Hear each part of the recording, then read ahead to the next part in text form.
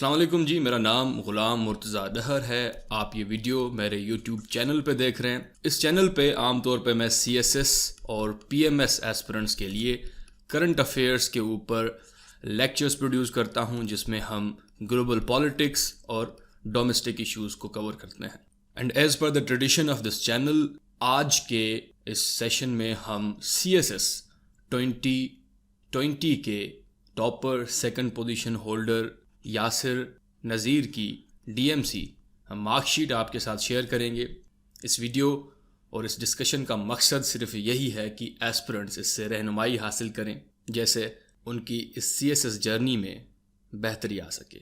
CSS 2020 Yasir का पहला attempt था। एजुकेशनल बैकग्राउंड इनका इंजीनियरिंग में है और इनके मुताबिक इन्होंने 10 मंथ्स में प्रिपरेशन की थी CSS की। 600 मार्क्स के कंपलसरी सब्जेक्ट्स में सबसे पहला जो पेपर है दैट इज़ इंग्लिश ऐसे। इंग्लिश ऐसे में 100 में से यासिर ने 40 मार्क्स ऑब्टेन किए हैं। 40 सिर्फ पासिंग मार्क्स हैं। अगर एक भी नंबर इनका कम होता तो ये एग्ज़ाम को भी क्वालिफाई नहीं कर पाते।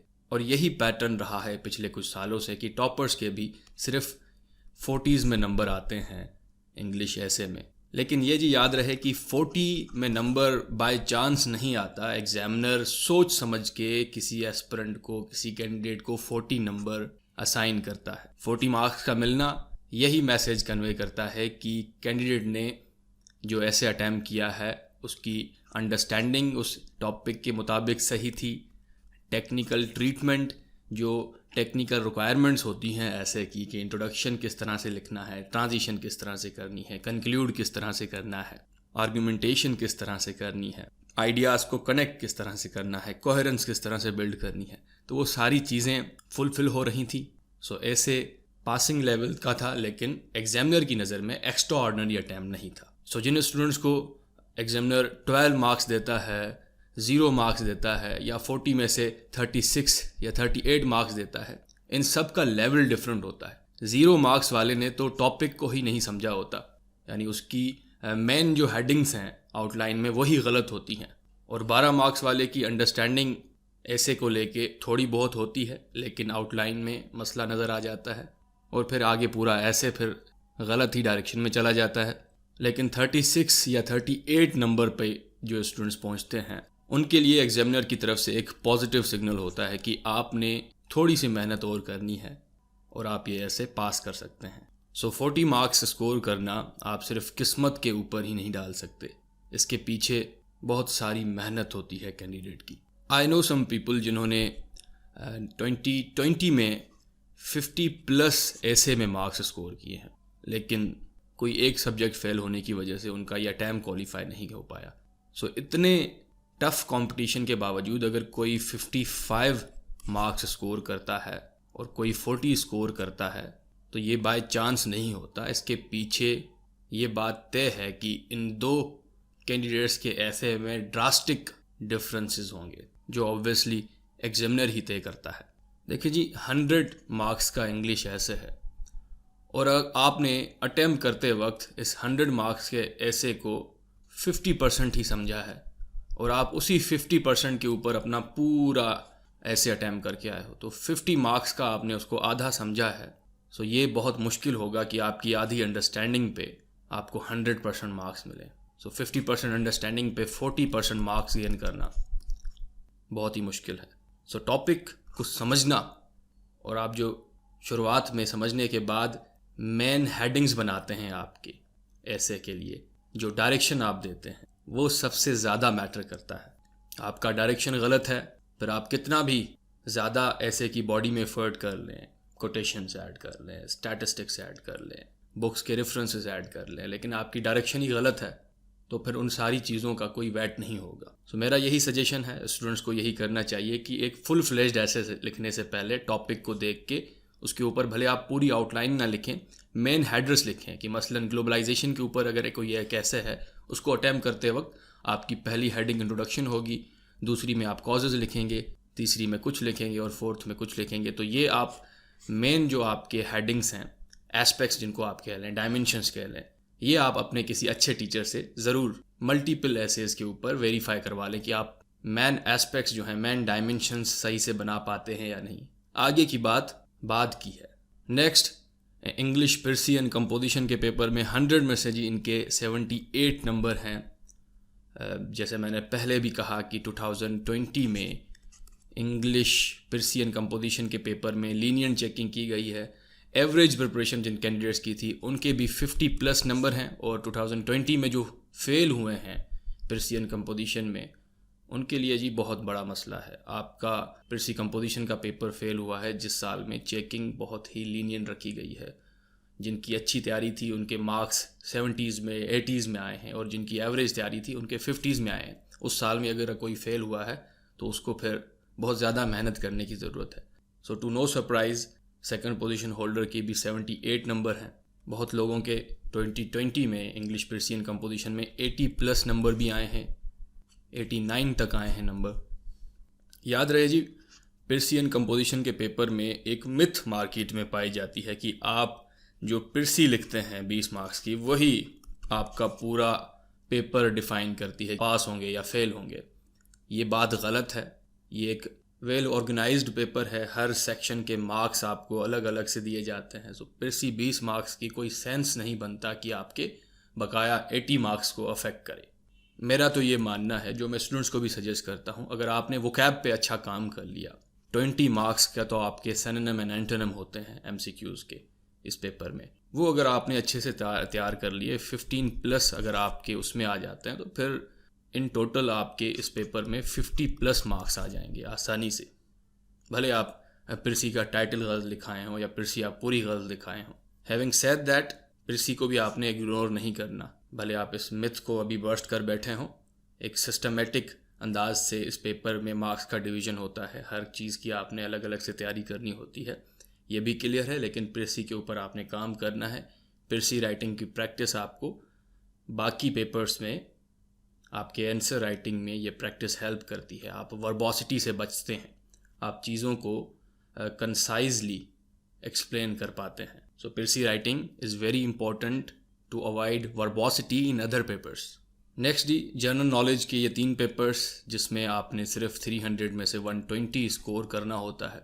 उसमें paper number 1 general science and ability, इसमें यासिर के मार्क्स हैं 100 में से 72। इस पेपर में जी 40 मार्क्स का पोर्शन आपका मैथ्स का होता है, एबिलिटी का होता है। और क्योंकि यासिर मैकेनिकल इंजीनियर हैं, मैथ में इनकी अच्छी प्रैक्टिस होगी, सो उस मैथ की प्रैक्टिस ने इनको यहाँ पे हेल्प किया है जनरल साइंस में एक्सेप्शनल स्कोर हासिल करने के लिए। और जी जीके के पेपर्स में ये जो साइंस का पेपर होता है GSA का, जनरल साइंस एंड एबिलिटी का, इस पे आप बहुत ज़्यादा मेहनत करें। ये सब्जेक्ट स्कोरिंग है, सिर्फ आपसे मेहनत ज़्यादा डिमांड करता है। मसलन अगर बाकी के आप 2 पेपर्स में सिर्फ 30 मार्क्स स्कोर कर लें 60, और आप साइंस में 80 मार्क्स स्कोर कर लें, तो ये कुल मिला के 140 नंबर्स बन जाते हैं। इसका मतलब 2 पेपर्स आपके फेल हैं यहाँ पे, उसके बावजूद आपने 120 नहीं 140 मार्क्स स्कोर कर लिया, अगर इस एक पेपर को आपने अच्छा तैयार कर लिया। नेक्स्ट जी जीके का paper 2 and paper 3, current affairs and Pakistan affairs. Current affairs में नासिर के मार्क्स हैं 61, बहुत अच्छा स्कोर है। लेकिन पाकिस्तान अफेयर्स में एवरेज मार्क्स हैं 46। ये 2 सब्जेक्ट्स आपको पूरे CSS में हेल्प करते हैं। करंट अफेयर्स तो आपको आपके ऑप्शनल्स में, आपके एसे में, हर जगह हेल्प करता है। आपने करंट अफेयर्स अच्छा तैयार कर लिया तो उसका मतलब है आपको डोमेस्टिक इश्यूज़, इंटरनेशनल अफेयर्स के ऊपर अच्छा ग्रिप है, और वही आर्ग्यूमेंट्स फिर आपको आपके एसे के पेपर में काम आएंगे, आपके ऑप्शनल सब्जेक्ट्स में काम आएंगे। और पाकिस्तान अफेयर्स में यहाँ पे ना सिर्फ नासिर का, बहुत से बच्चों का यहाँ पे एवरेज स्कोर आया है 40s में। तो इसकी सबसे बड़ी वजह जो मुझे लगती है, हिस्ट्री का पोर्शन बच्चे इग्नोर कर देते हैं।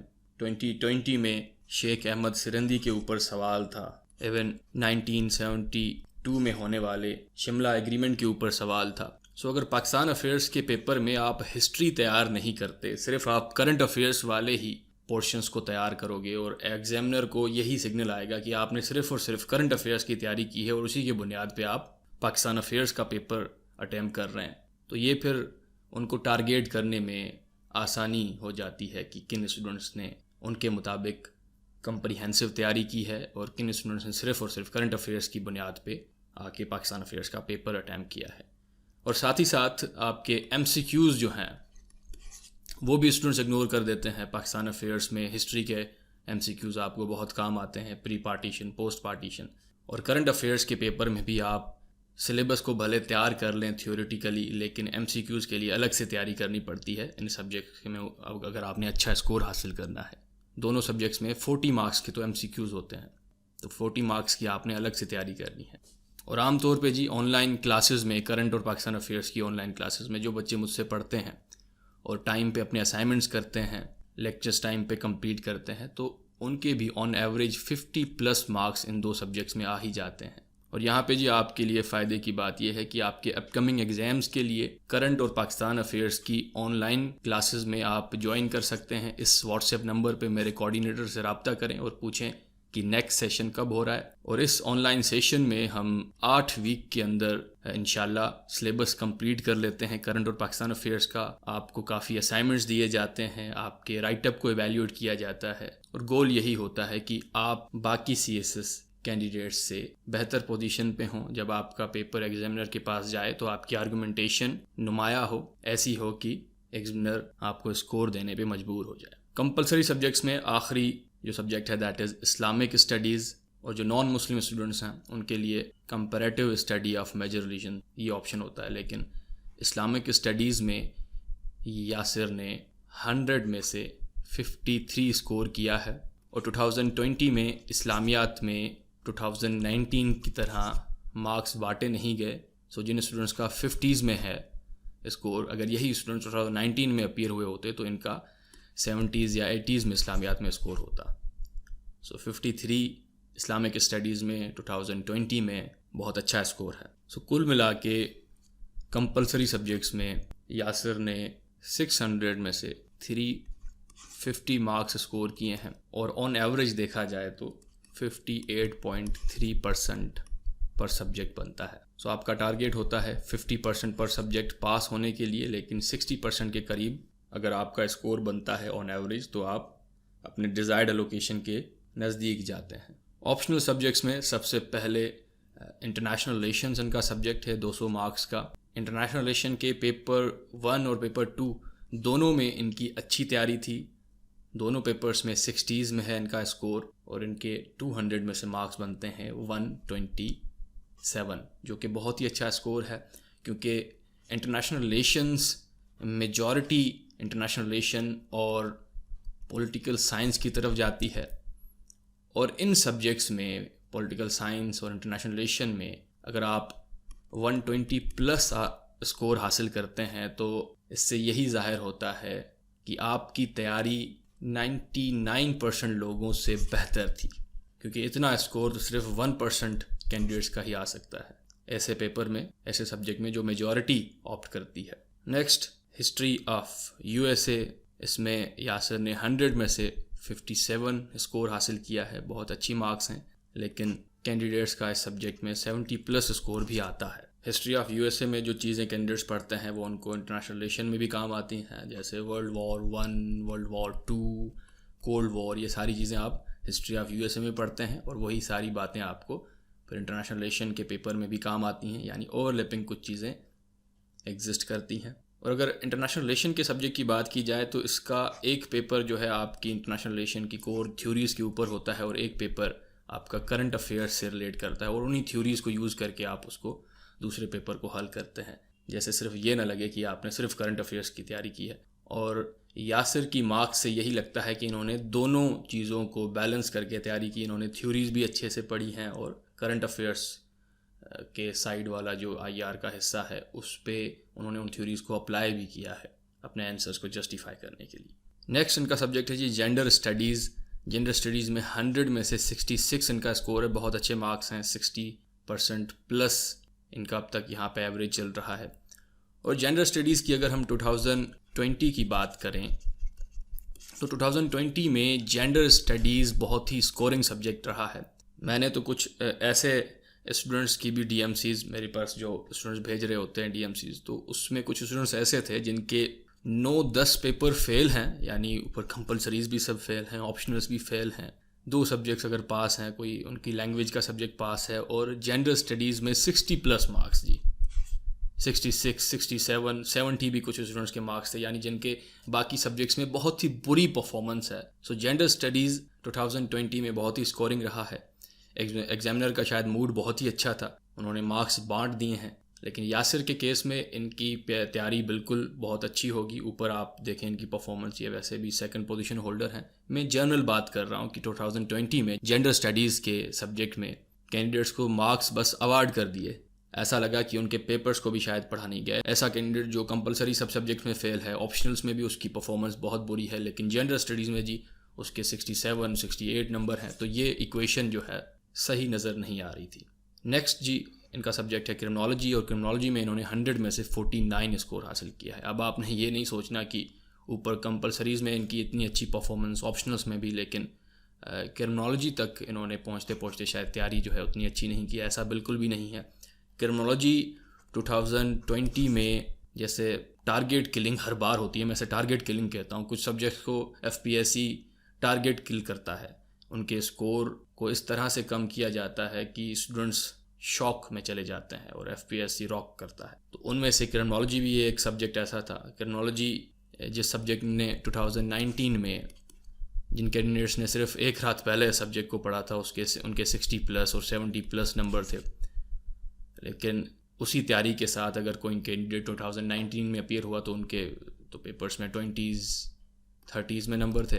लेकिन अच्छी तैयारी जिन कैंडिडेट्स की थी उनके भी नंबर्स 40s में आए हैं।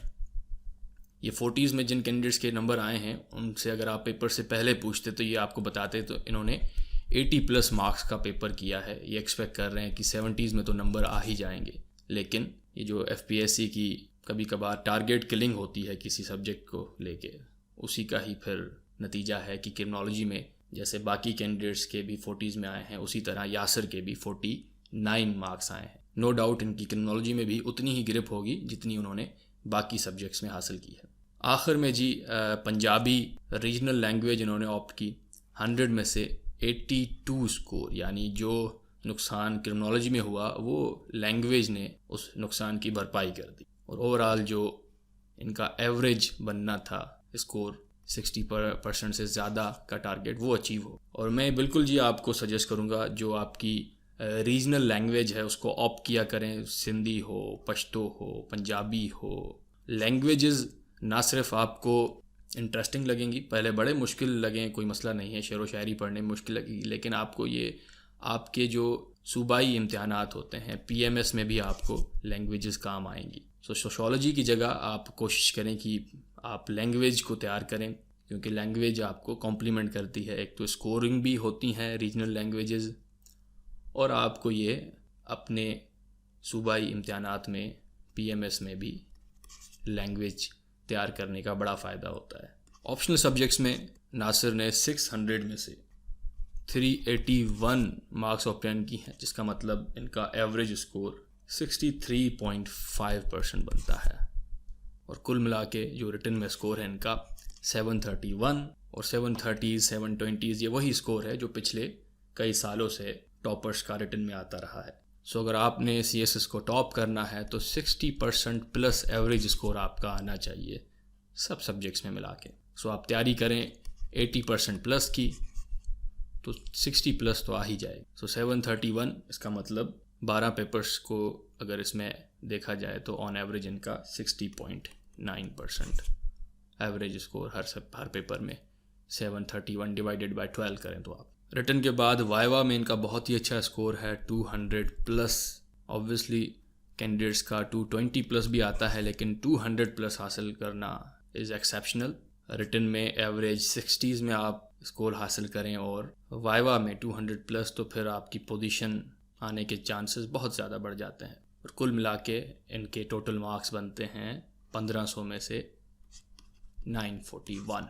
अब देखें जी यहाँ पे इनका DMC देखने के बाद यही बात समझ आती है कि ऑप्शनल्स इन्होंने वही ऑप्ट किए जो मेजॉरिटी ऑप्ट करती है। International relation, history of USA, gender studies, criminology और आखिर में आपकी रीजनल लैंग्वेज। इन्होंने यही साबित किया कि अगर आप ट्रेंड को भी फॉलो करते हैं लेकिन तैयारी अच्छी करते हैं तो आप स्टैंड आउट कर सकते हैं अच्छी प्रिपरेशन के साथ। साथ ही साथ अगर आप सिर्फ 10 महीनों में CSS को टॉप करना चाहते हैं तो एक तो हार्ड वर्क तो आपने करना ही करना है, मेंटोरशिप की आपको ज़रूरत होगी।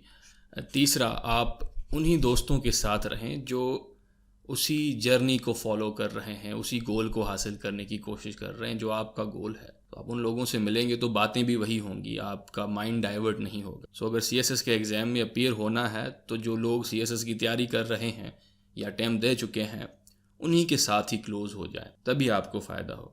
ऐसा ना हो कि आप CSS की भी एक तरफ तैयारी कर रहे हैं और घूमते उन लोगों के साथ हैं जो अपनी प्रोफेशनल फील्ड में आगे बढ़ते जा रहे हैं और उनके साथ मिल के आपको अंदर ही अंदर में कॉम्प्लेक्स फील हो कि ये तो आगे बढ़ गए हैं अपनी फील्ड में, मैं शायद पीछे रह गया हूँ।